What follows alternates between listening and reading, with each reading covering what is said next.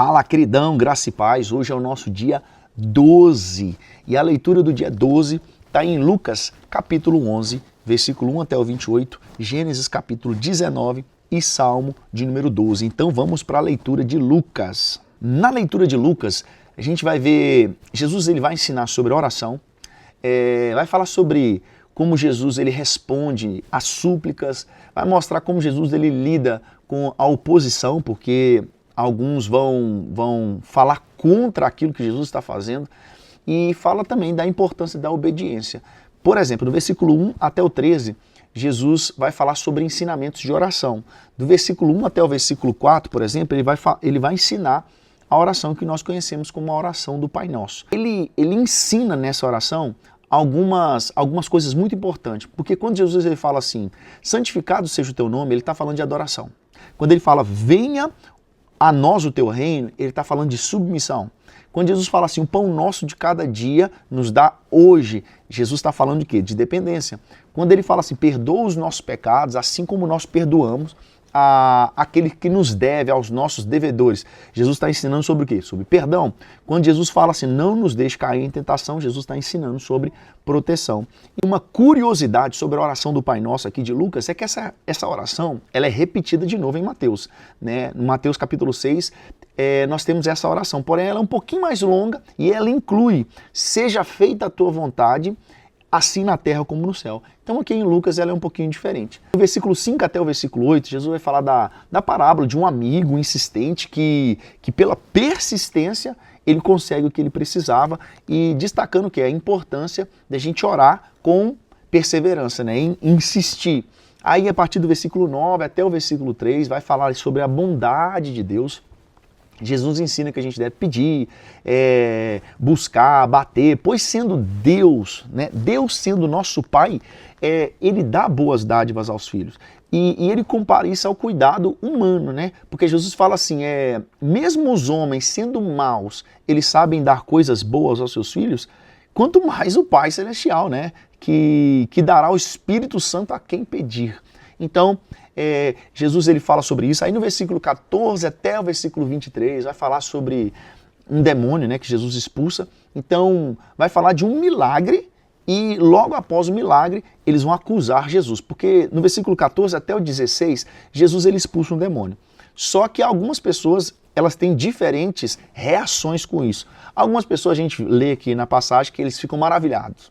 Outros vão falar que Jesus ele expulsa demônio pelo poder de Beelzebul, que era quem? O príncipe dos demônios. E outros ainda pedem sinais extras, né? Tipo assim, nós precisamos de sinais adicionais para a gente crer naquilo que o Senhor está fazendo. Né? Então a resposta de Jesus isso vem a partir do versículo 17, né, até o versículo 23, como Jesus ele mostra que o reino dividido ele não pode o quê? Subsistir, né? Jesus ele está rebatendo essa acusação. E Jesus afirma que se ele expulsa demônios pelo poder de Deus, Jesus está mostrando o quê? Que o reino de Deus chegou. E se esse demônio é expulso pelo poder do reino de Deus, Jesus está descrevendo que o reino ele é mais forte do que qualquer coisa, ele é mais poderoso. E uma curiosidade é que no versículo 21 até o 22, quando trata do valente, quando Jesus fala do valente, esse valente é quem? É o Satanás. Jesus descreve como sendo o valente vencido por alguém mais forte. Jesus está falando dele mesmo. Então, o valente do versículo 21 e 22 é o Satanás. Aí no versículo 24 até o 25, até o 26, Jesus vai falar sobre a parábola do espírito imundo. Ele vai falar que quando o espírito imundo ele é expulso, ele pode voltar se ele encontrar o coração vazio, né? Trazendo outros 7 espíritos ainda pior. O que traz isso? O que a gente entende com isso? A libertação sem transformação espiritual, ela deixa a pessoa muito vulnerável. Porque, e ainda a gente tem o número 7 ali no meio, fala que vai voltar com 7 espíritos ainda pior. O número 7 ele simboliza o quê? Plenitude. Isso está indicando que o estado dessa pessoa vai ser ainda mais grave. A gente está falando o seguinte, a libertação sem transformação, ela vai deixar a pessoa vulnerável. Então assim, a pessoa quando ela é liberta, ela precisa ter o coração preenchido por Deus.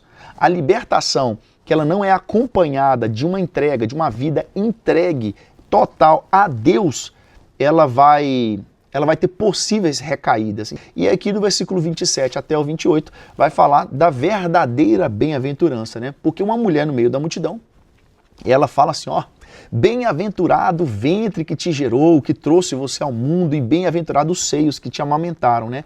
Aí Jesus, ele responde assim, ó, bem-aventurados são os que ouvem essa palavra, a palavra de Deus, e guarda essa palavra. O foco desse ensinamento é o quê? A obediência, porque Jesus tira a ênfase de privilégios familiares, né? Algo, coisa relacionada à família dele, e ele faz o foco ser na importância de ouvir e obedecer e seguir essa palavra. Então Jesus, ele fala que, ele está falando de outras palavras, que a obediência é a chave. Agora nós vamos partir para Gênesis capítulo 19. E em Gênesis capítulo 19 vai falar sobre eventos dramáticos, né, sobre a destruição de Sodoma e Gomorra, também vai falar sobre o livramento de Ló e a sua família, e também vai falar sobre o julgamento de Deus e ao mesmo tempo a misericórdia de Deus. Então do versículo 1 até o versículo 3 vai narrar a chegada dos dois anjos em Sodoma, né? Esses dois anjos são os anjos que haviam deixado Abraão em Gênesis 18, que é a nossa leitura passada, e eles chegam a Sodoma ao anoitecer e eles encontram Ló à porta da cidade.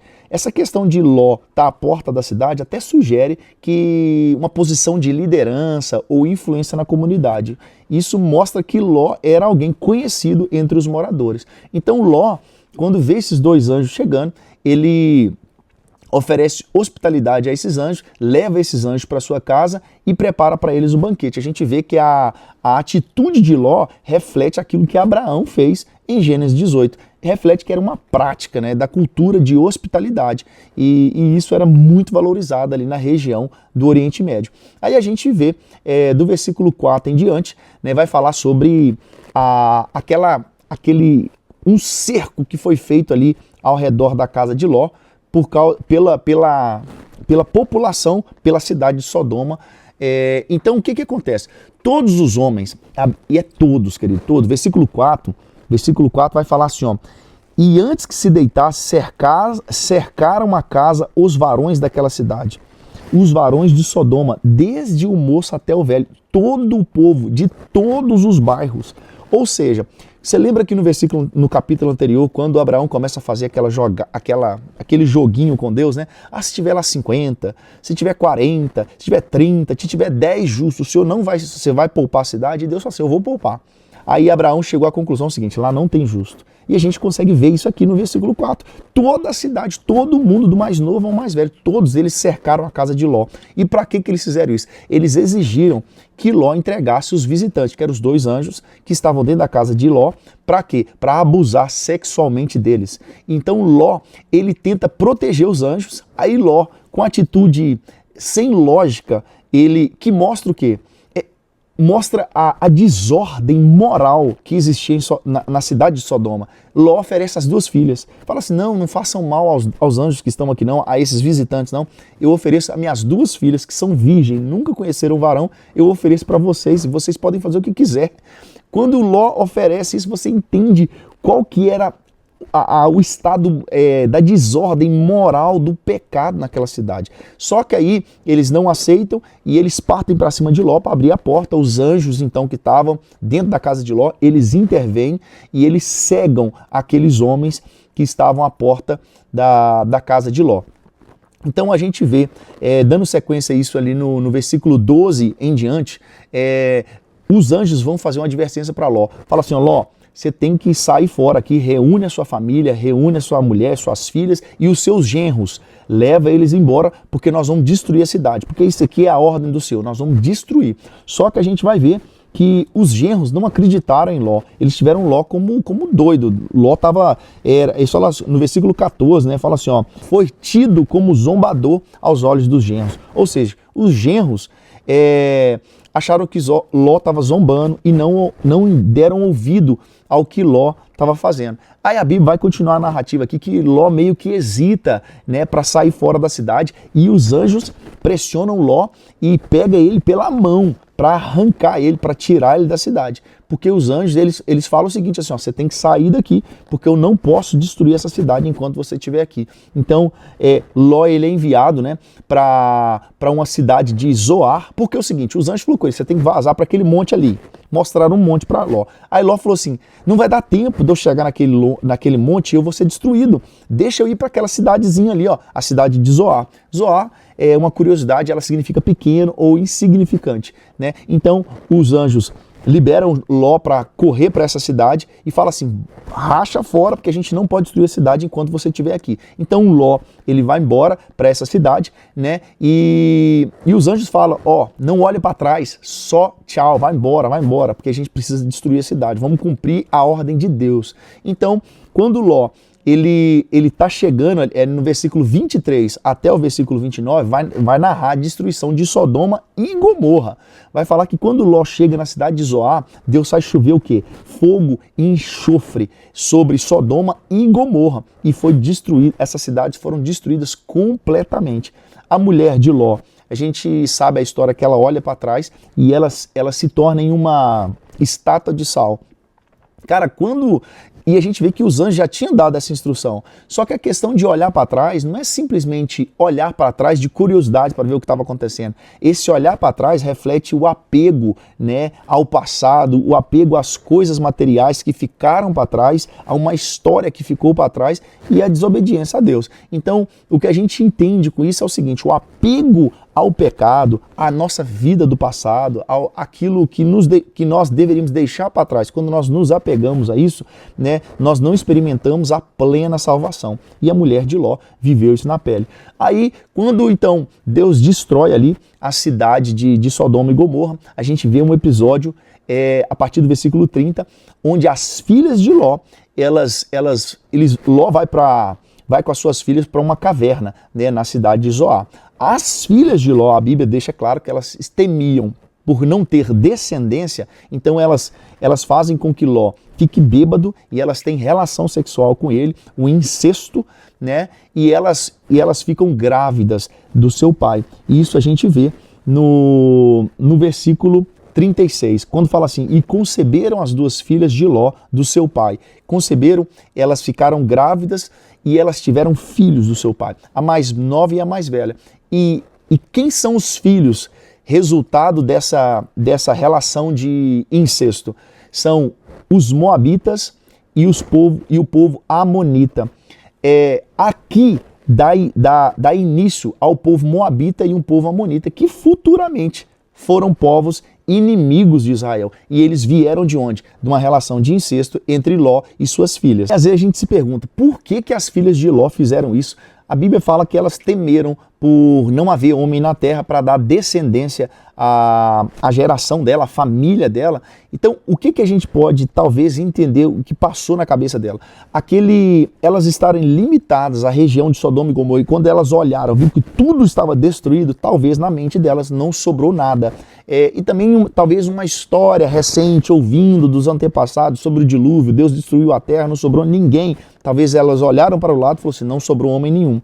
E naquela cultura antiga, a continuidade, né, da linhagem da família era extremamente importante. Então, talvez, não falando que, dando uma justificativa para o pecado, talvez é o que passou na mente. Cara, nós não temos homens, vamos ter que ter relação com o nosso pai. Então, essa decisão trouxe um terrível problema no futuro, que era povos inimigos, moabitas e os amonitas. Agora vamos partir para Salmo número 12. Agora, Salmo de número 12 é um salmo que também é atribuído a Davi, e esse salmo é uma súplica em meio a uma corrupção e engano generalizado, né? Então, o salmista ele clama a Deus por ajuda contra a falsidade dos homens.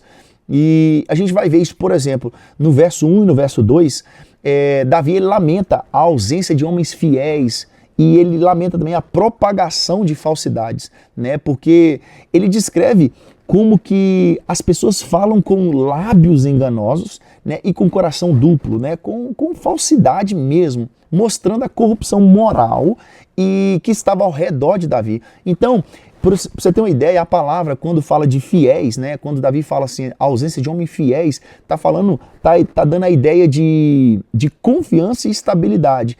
É de fato Davi lamentando a falta de pessoas em quem se possa confiar, né? Aí no versículo 3, o verso 3 e 4, vai falar do julgamento de Deus contra os ímpios, né? O salmista confia que Deus, ele cortará os lábios arrogantes e vai silenciar aqueles que se exaltam. Essa arrogância representa que as pessoas que rejeitam a autoridade de Deus, elas confiam apenas em sua própria habilidade de enganar as pessoas, de manipular as pessoas. Então, aí no verso 5, a gente vê a promessa, né, de Deus, uma proteção divina nessa situação que Davi está falando com o Senhor. Então, no verso 5, por exemplo, Deus declara que se levantará.